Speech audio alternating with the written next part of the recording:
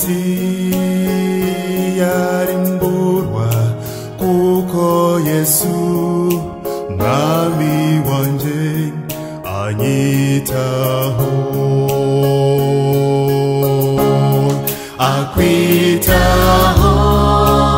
iyo ubabaye akwitaho iyo ushavuye akwitaho iyo uhebejwe n'iby'isi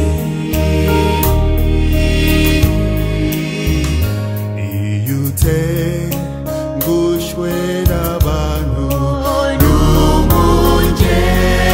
uguhumuriza ni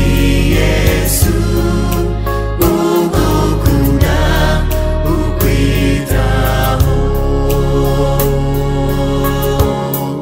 akwitaho iyo ubabaye akwitaho iyo ushavuye akwitaho iyo uhebejwe n'iby'isi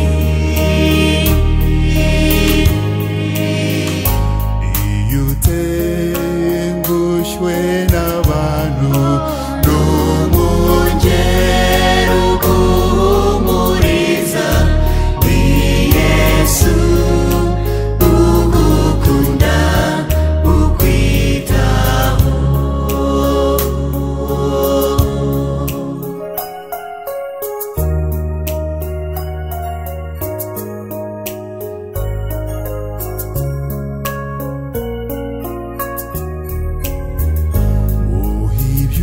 uhibyutunze uyu munsi witindiganya